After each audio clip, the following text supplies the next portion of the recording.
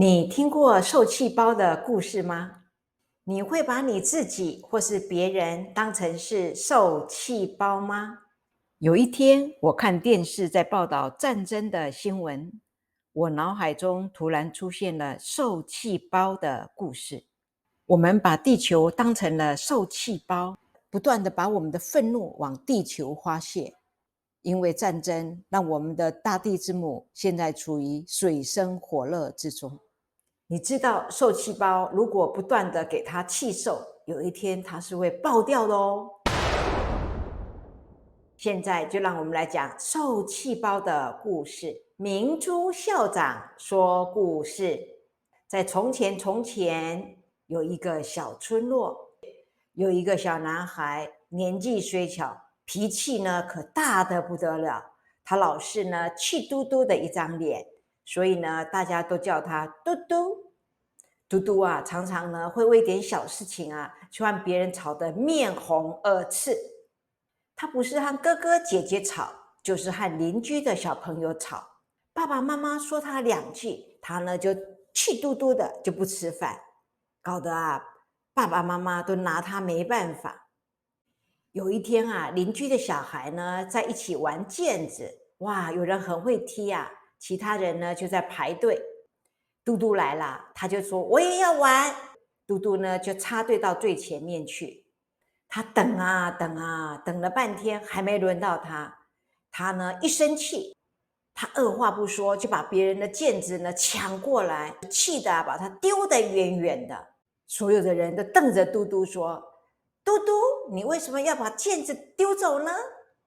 嘟嘟嘟着嘴巴说：谁让你们不让我先玩，要让我等这么久呢？看嘟嘟这么不讲理，大家都说以后我们再也不要跟嘟嘟玩了，让他自己跟自己玩好了。就这样，嘟嘟一个朋友也没有，不管他走到哪边去，都没有人要跟他玩。嘟嘟觉得好无聊，好孤单呐。他发现自己动不动就爱生气，一个朋友都没有，而且自己也不快乐。有一天，嘟嘟呢听说传说中有一个受气包，这个受气包啊很厉害哦，可以帮人们排解他心中的愤怒。嘟嘟很好奇，他希望能够赶快找到受气包，可以帮助他成为受欢迎的人。于是，嘟嘟呢就走上了去寻找受气包的冒险之旅。他遇见了很多困难和挑战。可是他都不放弃。终于在一个神秘的山洞里，嘟嘟发现了这个受气包。嘟嘟好开心哦，他说我很快就要成为受欢迎的人了。现在每当嘟嘟一生气的时候，他呢就对着受气包又打又骂。这个受气包很神奇哦，每次嘟嘟又打他又骂他的时候，他就会一直膨胀，一直膨胀。但是很快的，嘟嘟发现呢，这个受气包并没有办法帮他排解他心中的愤怒，反而啊让他更容易生气呢。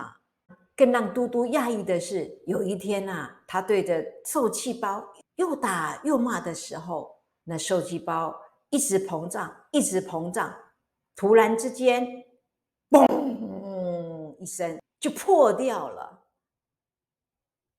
嘟嘟感到很困惑，为什么受气包没有带来他预期的力量呢？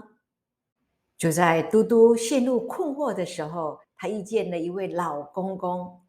这位老公公告诉嘟嘟说：愤怒上台，关系就垮台啊。愤怒它只是一个火的能量，需要来转化它，而不是随便的发作。老公公接着说：受气包只是一个象征的意义，它来提醒人们，当我们不断的把自己或别人当成受气包的时候，有一天它会爆破的。最后，老公公拿出一个成为情绪的主人的妙方包给嘟嘟。老公公告诉嘟嘟说：这个你拿回去好好的练习，一定可以帮助到你转化你的愤怒，然后让你成为自己情绪的主人。很快你就会成为受欢迎的人呐。嘟嘟下定决心，一定呢要改掉自己爱乱发脾气的这个习惯。她决定按照老公公给她的妙方包来练习。另外，嘟嘟开始呢学会用沟通来表达她自己的意见。大家看到嘟嘟的改变以后，越来越多人愿意和她做朋友了。受气包的故事讲完了，感谢你的收看，也感谢你的订阅和分享和留言。我们下一个影带见。3 in 1，遇见真实的自己。